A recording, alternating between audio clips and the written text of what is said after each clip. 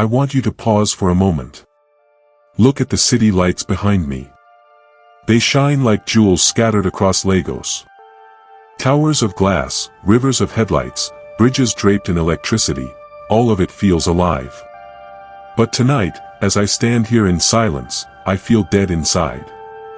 If you are watching this, stay with me until the very last second. Because what I am about to share is not a fairy tale of wealth, it is a confession. It is the price I paid to build an empire that everyone envies, but that left me broken in ways I never imagined. Subscribe now, because this is not just a story. It is a warning. A journey into the cost of ambition, the kind of cost no amount of naira, no mansion, no Rolls-Royce, no private jet can repay. Stay. Watch until the end. Because my fortune gave me everything, except the one thing I wanted most, a child. And in the end, it stole the only woman who ever loved me beyond the weight of my wealth. And this moment you see right now, me, sitting beside her hospital bed, holding her hand as life left her body, this was the most painful scene of my life. The machines hummed. The walls smelled like antiseptic. My driver waited outside, unsure if he should knock. My guards looked away, ashamed to see their master cry. And I, a man once called the Lion of Lagos, could not buy one more second of her breath.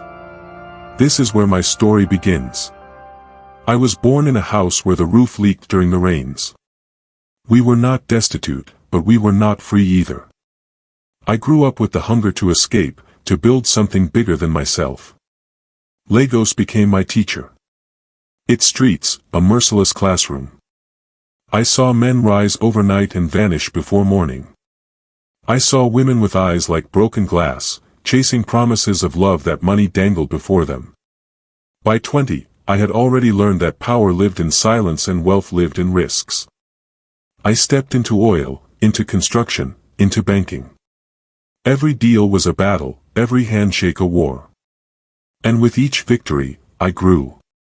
Soon, my name became a shadow across the skyline. A tower here, a contract there, a whisper in government halls. They called me the man who never lost. But success is a thief in disguise. It enters with applause and leaves with your soul. In the middle of this storm, I found her. Not in a ballroom, not in a boardroom, but in the quiet corner of a library. She was soft-spoken, her laughter pure like water hitting stone. She did not care about my watch, my cars, or my suits. She cared about my silence, the part of me no one else saw. She became my anchor. In her eyes, I was not a tycoon, I was not a lion, I was not a machine. I was a man. And for that, I loved her with a devotion that even my empire could not command. We built a marriage on promises of forever. She told me I would be a great father one day. I told her we would raise children under the light of chandeliers and the warmth of our faith. But fate is cruel. Year after year, our mansion remained quiet. No cries of a child, no footsteps running across polished marble. Each anniversary, we smiled for the cameras, but inside, our hearts cracked deeper. Doctors. Specialists. Pilgrimages to distant lands. We searched for answers. They told us I was the problem. My empire was overflowing, but my bloodline was barren. Do you know what it means for a man who built his life on power to be told that his body could never carry his name forward? It was a kind of death I could not bury. In Lagos, whispers began. Families looked at us with pity. Some friends suggested adoption, but pride silenced me. Others suggested divorce, but love silenced her. She stayed. She held me at night when shame clawed at me. She reminded me that our love was enough. But love, when denied its bloom, begins to bleed. As my heart weakened, my empire grew stronger. The void in my home pushed me further into the arms of ambition. I built towers higher, signed contracts larger, and surrounded myself with people who celebrated me. But celebration is not the same as affection. Applause is not the same as intimacy. I drowned myself in meetings, in champagne toasts, in deals worth billions.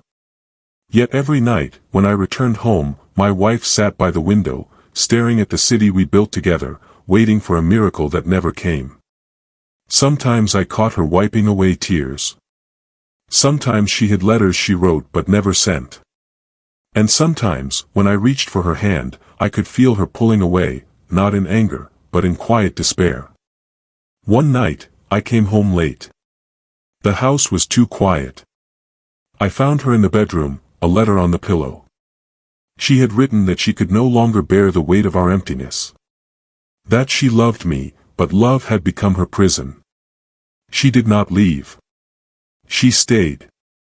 But something in her had broken. I tried to fix it with gifts, diamonds, vacations, promises. But gifts cannot buy back laughter. They cannot heal wounds that money itself created. And that night, when I saw her sleeping with tears still on her cheeks, I realized I had lost her long before death took her. So here I am, back at the beginning. In the hospital, watching her chest rise and fall for the last time. I held her hand and whispered apologies that no one else would ever hear. I promised her that in another life, I would choose differently. That I would choose her over towers, her over contracts, her over gold. But it was too late. The machines beeped, then fell silent. The nurse drew the curtain. My world, my empire, collapsed into silence. This is only the beginning of my story. You have heard the pain, but not yet the full price.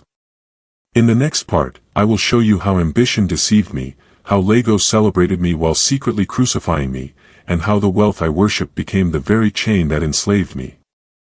Subscribe. Stay. Because this is not just my confession. It is a mirror. And perhaps, in my story, you will find the warning your soul has been waiting for. If you are still here, then you understand something most people do not. Wealth is a mask. It dazzles the world, but behind it, behind the glass towers and golden watches, there are scars no one can see. Before I go further, let me ask you, have you subscribed? Because what I'm telling you is not entertainment. It is survival. It is the anatomy of ambition. And if you miss even 1 second of this, you may never see how dangerous success can truly be. So subscribe. Stay with me until the very last breath of this story. Because in this chapter, I will peel back the skin of my empire and show you what bled underneath. When my wife's casket was lowered into the earth, Lagos whispered. They whispered about the billionaire who could build cities but not a family. They whispered about the tycoon whose empire stretched across oceans but whose mansion was cold and childless. Yet just weeks later, I was standing under bright lights on a stage, receiving an award for Man of the Year. Cameras flashed, reporters begged for quotes, politicians smiled beside me. I smiled too. But inside I was crumbling. Do you know what it feels like to stand in a room full of applause and hear nothing but silence? Do you know what it means to be celebrated publicly while privately wishing you had died instead of her? That was me. A crown on my head, but ashes in my heart. Lagos is not just a city. It is a beast. It devours the weak and disguises its teeth with neon lights. By day it worships you. By night it waits for your stumble. Every politician who shook my hand wished secretly to see me fall. Every business partner who toasted to my success hoped I would choke on my own wealth. I learned that success does not protect you. It paints a target on your back. And without her, without the only person who knew me beyond the billionaire mask, I was naked. I was prey. After her death, women surrounded me. Some out of pity, most out of desire, not for me but for the empire stitched to my name. At parties, their perfume filled the air like poison. Their laughter dripped with promises. Their eyes begged for inheritance, not intimacy. I let them orbit me. I let them into my mansion. But I never let them into my soul. Because once you have loved deeply and lost brutally, you cannot give yourself cheaply again. But they didn't care. They only cared about the cars, the diamonds, the power. And each time I gave in to their company, I felt her ghost watching me. Silent. Disappointed. There is a lie society tells about power, that it makes you free. But in truth, the higher you climb, the tighter the chains around your ankles. I could not walk the streets freely. I could not laugh without speculation. I could not weep without rumor. Every move was watched, every silence interpreted. I became a prisoner in penthouses, guarded by men with guns. I was a king but a caged one. and in the quiet of night I asked myself, what was it all for? It was not only the city that hunted me. It was also my own blood. Cousins, uncles, distant relatives, all saw me not as family but as fortune. They came with outstretched hands, with fabricated emergencies, with stories woven in desperation. And when I did not give, they turned to bitterness. They cursed me in silence. They plotted lawsuits. They spread whispers in tabloids. And I realized something painful. When wealth enters your bloodline, love exits. You stop being a son, a brother, a cousin. You become an institution, a bank, an opportunity, and the loneliness deepens. When you cannot have children, the question of legacy becomes a demon. Every night it whispers, who will carry your name? Who will inherit your empire? I built companies that spanned continents, yet I could not escape the simple truth. When I die, strangers will fight over what I created. I imagined boardrooms filled with vultures dividing my life's work. I imagined newspapers writing, he built everything but left it to no one. And the shame choked me. But if loneliness was my curse, betrayal was my executioner. There was a man I trusted like a brother. He was with me from the early days, when deals were small, when risks were deadly, when every naira mattered. I raised him, I fed him, I placed him at my right hand. But power is a drug, and he overdosed. One morning I woke to headlines, billions missing. My company's under investigation. My partner, my brother, nowhere to be found. He had stolen what I built. He had vanished with contracts, secrets, wealth. And as the city laughed, as enemies feasted on my shame, I realized the truth. It was not strangers who destroyed me. It was the one I trusted most. The empire I had spent decades building shook. Shares dropped. Banks pulled away. Politicians who once toasted with me now pointed fingers. I stood in front of mirrors, staring at my reflection, and for the first time in my life I did not recognize the man looking back. I was not a lion. I was a carcass surrounded by scavengers. And the one question burned in me, had it all been worth it?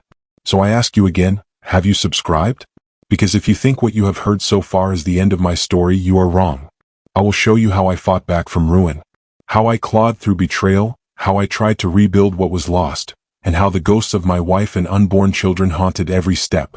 Stay. Because the story only grows darker from here. And perhaps, in my collapse, you may see the reflection of your own ambitions. If you have not subscribed yet, pause. Do it now. Because the story you are about to hear is the part most men never survive. This is not the success you see in magazines. This is not the billionaire glow you admire from afar. This is the truth. The naked truth. I want you to stay with me until the very last second of this episode, because here is where I fell into the deepest darkness a man can endure.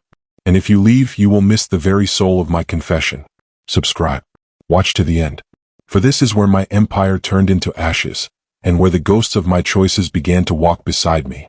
When my partner vanished with billions, it was not just money he stole. He stole my name. Banks treated me like a beggar. Politicians whispered my downfall in corridors. Newspapers feasted on my humiliation. For the first time, I felt powerless. Imagine walking through the streets of Lagos with bodyguards, yet feeling naked. Imagine sitting in a mansion with chandeliers worth more than some villages, yet feeling like a homeless man. That was me. A billionaire in numbers, but bankrupt in spirit. Every night she came back. Not in flesh, but in memory. My wife. The one who had died holding my hand. I saw her in mirrors. I heard her voice in the hush of the curtains. I felt her absence in the silence of our bed. Sometimes I would wake up reaching for her, only to clutch the emptiness of silk sheets. Other times I would sit at her vanity, staring at her perfume bottles, inhaling scents that refused to fade. But the cruelest haunting was not her ghost. It was her dream, the children we never had. I heard them too. Imagined their laughter echoing down the marble halls. I saw shadows of small feet running across polished floors. But when I blinked, it was only silence again. And in those moments, I envied the poor man who slept under a bridge with a child in his arms. Because in his poverty he held something I never could. But Lagos does not wait for grief. The city demands motion, deals, strategy, war. So I fought back. I sold properties. I cut ties. I bought silence where I could. I stood in boardrooms with a smile that my broken heart could not feel. Piece by piece I began to rebuild. But every step forward felt hollow. I was no longer building for a family, no longer building for a legacy. I was building for survival, for pride, for the illusion that I was still unbreakable. And the higher I climbed again, the emptier it felt. When wealth cannot give you love, it sends you counterfeits. women, parties, endless nights of champagne and music. But I tell you this, a crowded room can be lonelier than an empty house. The laughter of strangers can sound more like mockery than joy. I surrounded myself with company, yet I was always alone. I bought affection, yet I never found intimacy. I fed my hunger with shadows, and each morning when the sun rose, the hunger only grew stronger. Because what I wanted could not be bought. What I wanted had been buried with her. One evening I stood before a mirror in my penthouse. The skyline of Lagos glittered behind me, but in the glass, I saw a man I did not know. Eyes red, face aged, hands trembling not from weakness, but from the weight of sins money could not hide. And I asked myself aloud, who am I? A billionaire? A widower? A man? A monster? But no answer came. Only silence. There were nights I thought of ending it. Nights where the emptiness pressed so tightly on my chest that even breath felt like betrayal. I imagined driving my Rolls Royce into the lagoon. I imagined swallowing the pills that lined my golden bathroom cabinet. But every time I remembered her hand in mine in that hospital bed. I remembered the way she held me without judgment, even when the world saw me as barren, broken. And I knew I could not dishonor her by surrendering to the darkness. So I lived. But I did not live fully. I existed. A ghost among the living. The strange thing about wealth is this: the more it grows, the more it consumes. Even when I wanted peace, my empire demanded chaos. Contracts needed signing. Enemies needed silencing. Taxes, lawyers, lawsuits, investigations, they became the rhythm of my life. And I realized something horrifying. I was not the master of my empire. I was its slave. I thought I had built a kingdom, but in truth I had built a cage. And I was locked inside. The world calls wealth a form of immortality. Your name carved on buildings, your initials etched in foundations, your influence stretched across generations. But what is immortality when there is no one to inherit it? What is legacy when the bloodline ends with you? I saw men with far less than me smiling with their children, their families, their grandchildren. And I, with all my towers and billions, could not buy one child to call me father. That was the true curse of my wealth. Immortality without continuation. A legacy without heirs. So I ask you once more, have you subscribed? Because if you think you've seen the deepest wound, you are wrong. I will show you what happens when a man, broken by love, betrayed by power, haunted by ghosts, finally seeks redemption. Stay with me until the end. Because only then will you understand the true price of being a billionaire. If you have followed me through every part of this story, then you already know this is not just a billionaire's tale. This is the anatomy of ambition, the autopsy of love, the haunting of choices. But before I take you to the very last breath of my confession, I ask you, subscribe. Subscribe now. Because this episode is not an ending. It is a revelation. Stay with me until the final second, because only here in this last chapter will you see what all the wealth in Lagos could never buy. The one truth I had to lose everything to learn. By the time the storms of betrayal settled, I was still alive. Alive but not living. My empire was smaller, my circle thinner, my nights longer. I had everything money could secure. Houses in Banana Island, fleets of cars, vaults of gold, land that stretched across borders. Yet my soul was in ashes. And in those ashes, I began to see what I had missed all along. Her ghost no longer came to me in torment. Instead, she came as memory. Gentle. Steady. I would sit by the window at night, looking at the skyline of Lagos, and I would hear her laughter in the back of my mind. Not mocking. Not mournful. Just pure, the way it had been when she first loved me for who I was, not for what I owned. And slowly I began to understand, love had never left me. I had buried it beneath gold, beneath pride, beneath the noise of ambition. But love had always been there, waiting. So I began to change. Not in the way magazines would notice. Not with headlines or galas. But in silence. I took the wealth that once imprisoned me and I turned it outward. Schools. Hospitals. Scholarships. Foundations for children without fathers, for widows without husbands.